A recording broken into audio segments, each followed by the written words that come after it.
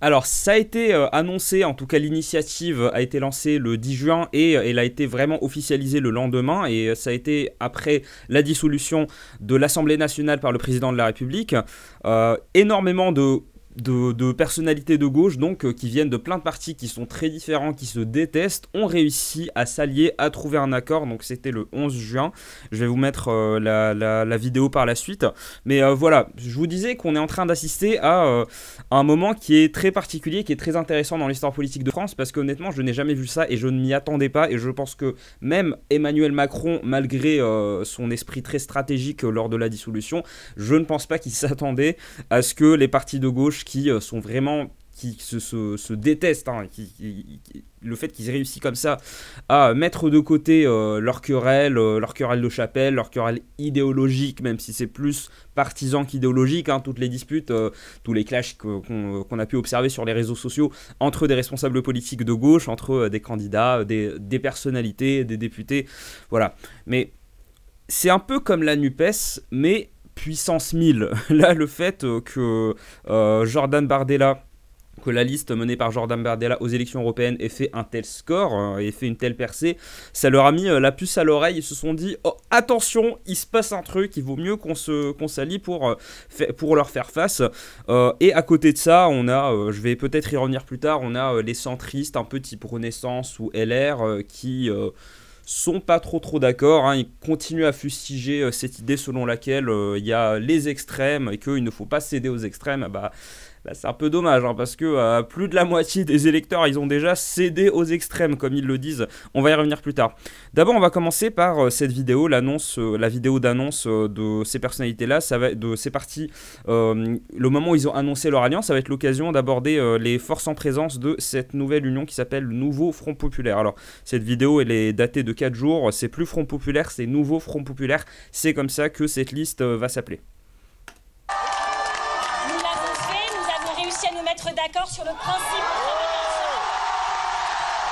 Alors, Front Populaire, tout ça, on est d'accord, c'est exactement comme ça que s'appelle notre communiqué, faire Front Populaire. Ça veut dire que nous allons travailler ensemble autour de candidatures communes au premier tour des élections législatives qui défendront un programme de rupture. Nous avons ce serment d'être unis jusqu'à la victoire. Nous sommes un pays qui se lève aujourd'hui pour dire non à l'extrême droite et pour dire oui à la démocratie, oui à la gauche. Reportage de Salomé Delattre. Ok, donc là je crois qu'on est bon. Donc voilà, on a ces 4 personnalités de droite. Alors bon, là on a Manuel Bompard qui représente la France Insoumise. Je pense qu'il y avait quand même mieux, hein, pour représenter la France Insoumise que Manuel Bompard, hein, parce que honnêtement, en termes de charisme, de manque de charisme, ça se place là. Surtout quand tu es à côté d'une grosse personnalité comme Fabien Roussel, qui est quelqu'un qui sait très bien s'exprimer, faut quand même lui accorder ça. Donc voilà, on va faire le tour un peu des partis. Donc, et pour vous expliquer à quel point c'est vraiment un truc auquel honnêtement je n'y attendais pas. On a Marine Tondelier qui est secrétaire nationale Les Écologistes, donc Europe Écologie Les Verts. C'est censé être un parti de centre-gauche, hein, de centre-gauche écologiste. Sauf que, et là on en vient au fond de mon propos, ça va être avec l'article d'après, c'est que les écologistes se sont beaucoup rapprochés idéologiquement du parti dominant à gauche, c'est-à-dire la France Insoumise. C'est pour ça que je ne pense pas qu'on puisse parler d'un parti d'extrême gauche. La France Insoumise, donc voilà, qui est représentée par Manuel Bompard ici. La France Insoumise, c'est pas un parti d'extrême gauche, selon moi. Ça a aucun sens d'appeler un parti d'extrême gauche qui va faire, on va venir, je vais vous montrer ensuite les intentions de vote, qui fait à peu près 30%. Donc moi de toute façon ce genre d'appellation extrême gauche, extrême droite, j'aime pas ça du tout. Déjà parce que ça ne veut rien dire. Est-ce que les deux principales forces politiques en France aujourd'hui, on peut considérer que c'est des extrêmes? Non.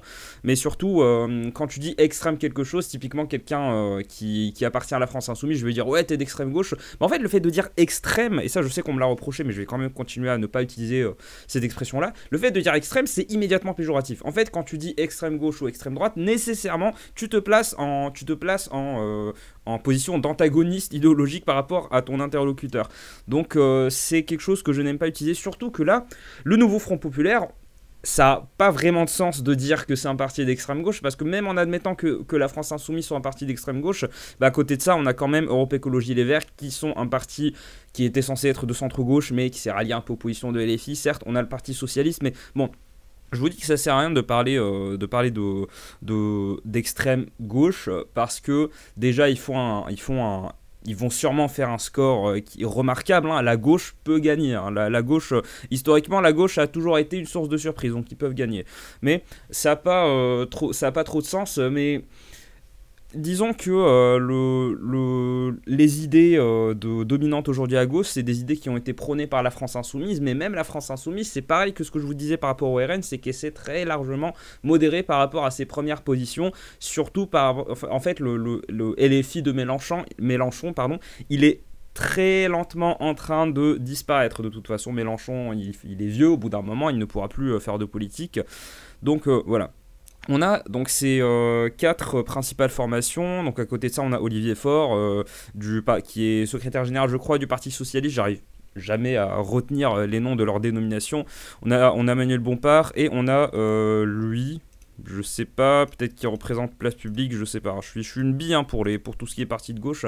Bref, pas la peine de trop s'attarder là-dessus. Donc voilà, c'est quand même quelque chose d'assez historique, parce que je vous parle de ces 3 partis parce que de base, c'est des partis qui sont qui sont de manière partisane, ils sont très partisans, vraiment, ils se détestent entre eux. Il faut voir sur les réseaux sociaux, ils ont beaucoup de mal à cacher leur division, même aujourd'hui.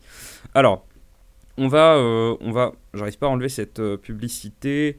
Alors, donc au niveau des intentions de vote, au niveau des sondages, alors... Voilà, donc c'était le dernier sondage de Cluster 17, Le Point. Je vais vous le montrer sous forme Twitter, là ça va être beaucoup plus parlant, et en plus celui-là, il me semble qu'il est plus récent. Alors, donc d'après les dernières estimations, ça c'est vraiment c'est un tweet qui date il a été fait aujourd'hui à 9h.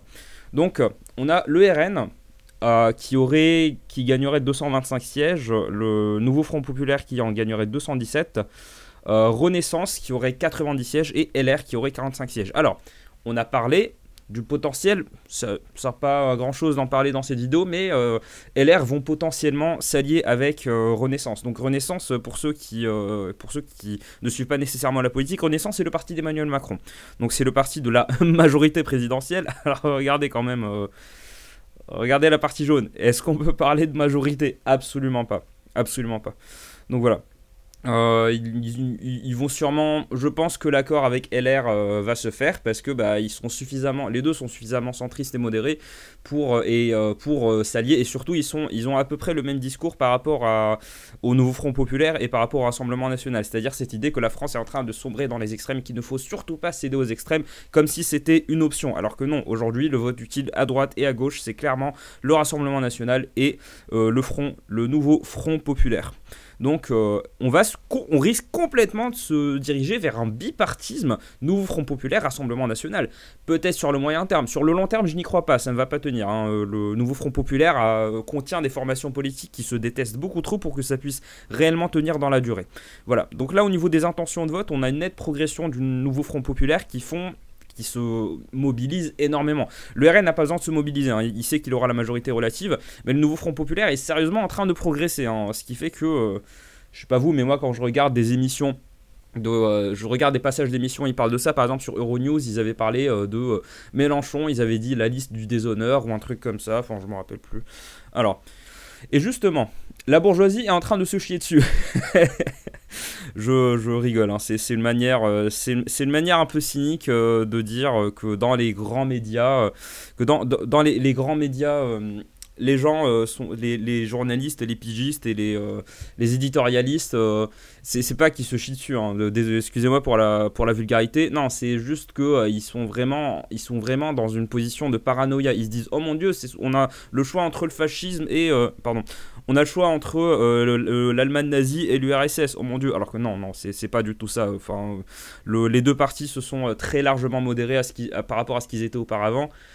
C'est vrai que LFI reste quand même dominé par la figure de Jean-Luc Mélenchon, qui est très loin de faire l'unanimité, même à gauche. Quelqu'un qui vote écolo, et il y en a beaucoup, surtout dans les grands centres urbains, quelqu'un qui vote écolo, il sera très très réticent à voter Jean-Luc Mélenchon. Donc il me semble, alors à vérifier, mais il me semble que si le nouveau Front Populaire gagne les élections législatives, ça sera Ruffin qui sera Premier ministre. Et je pense que c'est le choix le plus judicieux. Ruffin, c'est de loin le moins controversé d'entre toutes les personnalités de la gauche. Alors, je voulais vous montrer cet article, justement. Cet article... c'est un article, je vais vous lire uniquement quelques passages, mais c'est un article qui liste les avis des gens qui votent, qui ont toujours voté socialiste, et au final ils doivent se retrouver à voter pour le nouveau Front Populaire, alors qu'ils considèrent que c'est Staline. Voilà, c'est ce genre d'opinion qui est basé sur absolument rien, qui est basé sur une espèce de détestation automatique et de rejet automatique de ce qui est perçu comme étant les extrêmes. Voilà. Donc... je vais vous lire ce passage-là. Ça fait mal au cœur. L'essence du parti s'effrite, lâche Florence, entrepreneur albigeoise et électrice socialiste depuis toujours. Comment avoir confiance en des gens qui changent de discours toutes les 3 minutes ? Interroge Vincent, directeur d'établissement de santé à Toulouse, aujourd'hui dépité.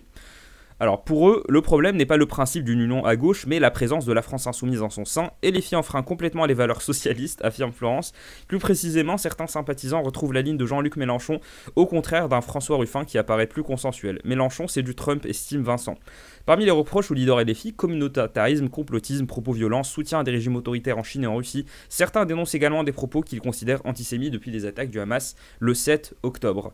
Voter en se bouchant le nez. Voilà, c'est à peu près la position de ces votants, des gens qui soutenaient le Parti Socialiste, qui au final doivent voter pour le nouveau Front Populaire, ce qui revient à voter en grosse partie, il faut l'admettre, pour la France Insoumise.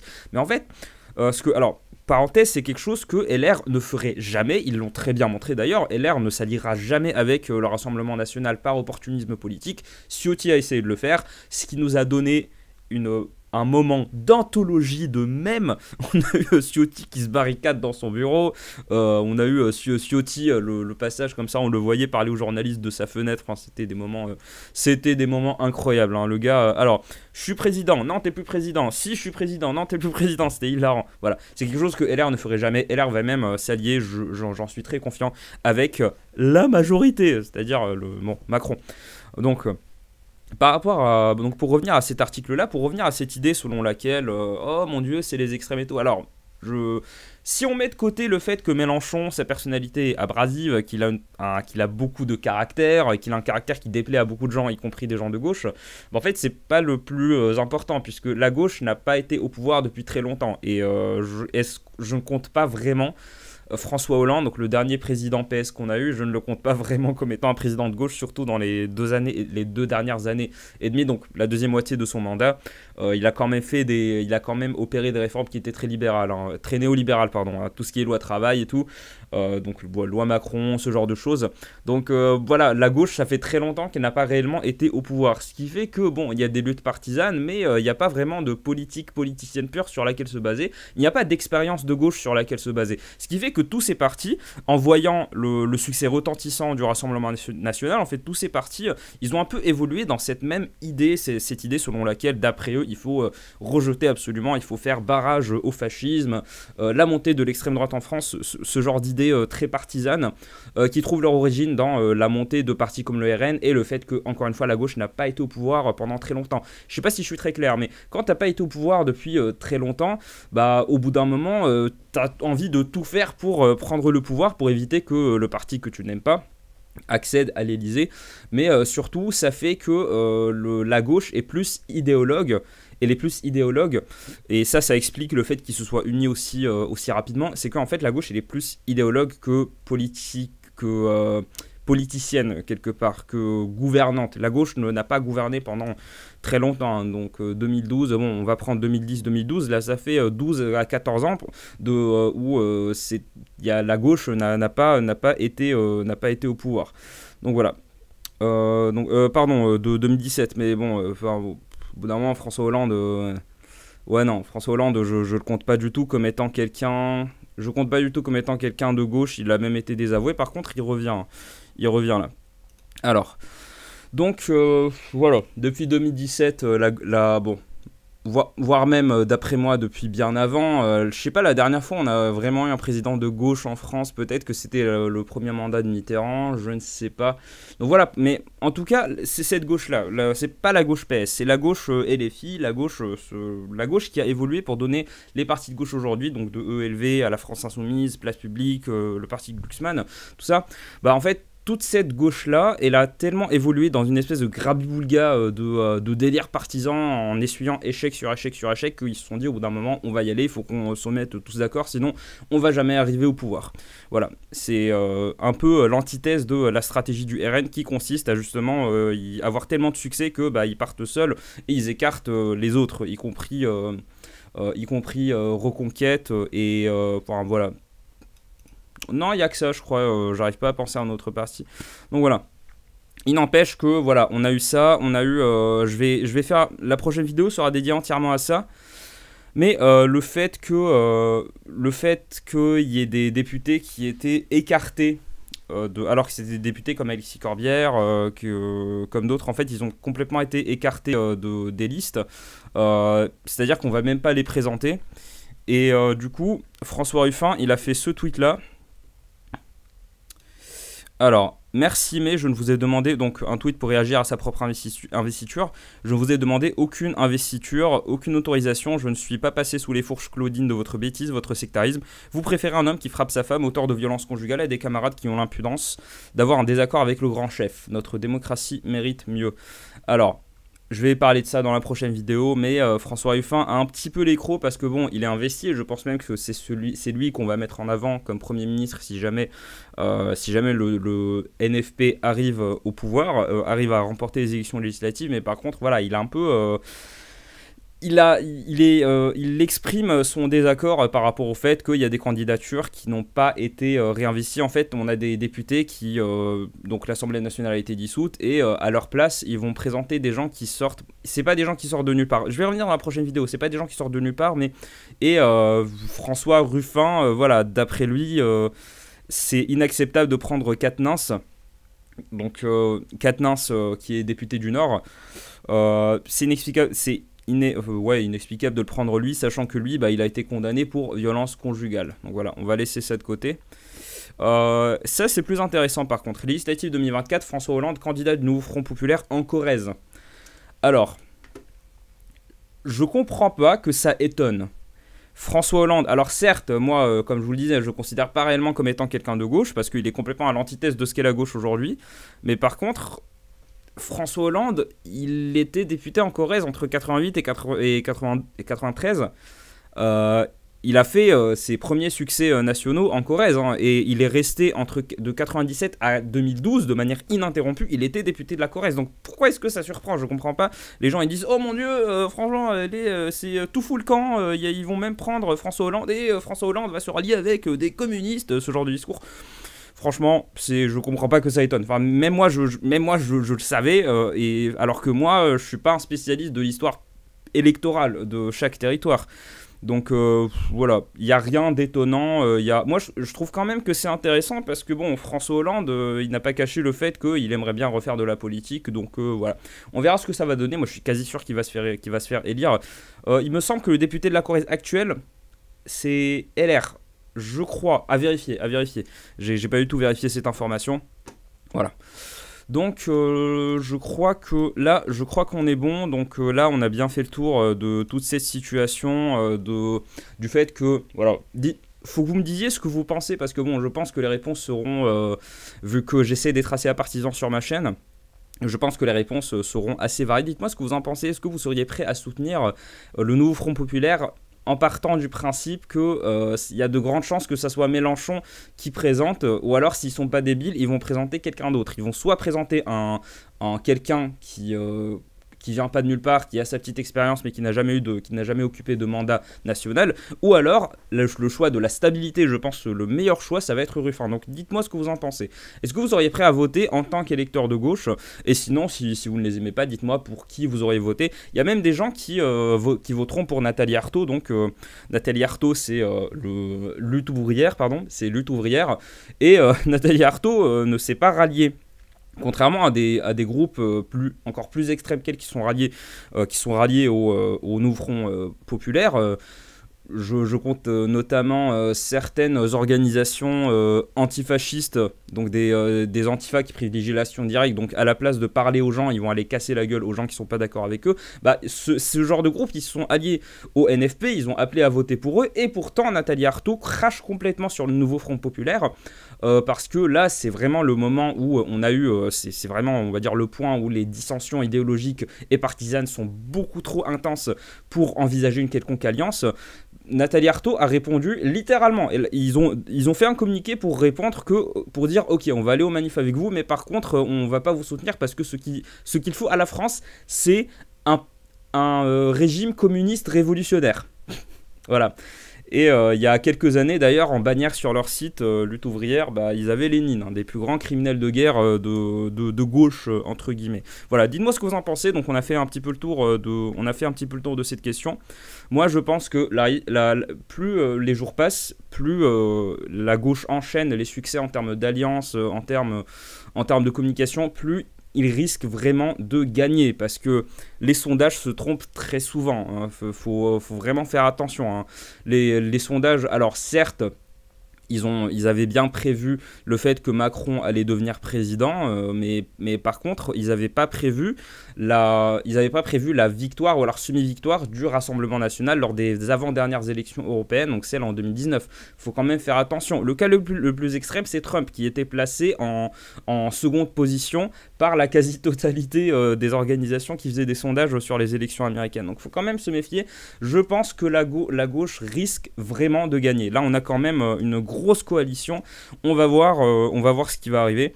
Dites-moi ce que vous en pensez en commentaire. Donc on se retrouve demain pour la prochaine vidéo et le thème sera, on va aller en profondeur, je vais vraiment faire le travail pour voir par qui les députés sortants et les filles ont été remplacés. Et on va essayer d'analyser les raisons, puisque bien évidemment, tout le monde y va de sa petite hypothèse. Moi j'ai aussi ma petite explication. On se retrouve demain pour la prochaine vidéo. Prenez soin de vous. Salut!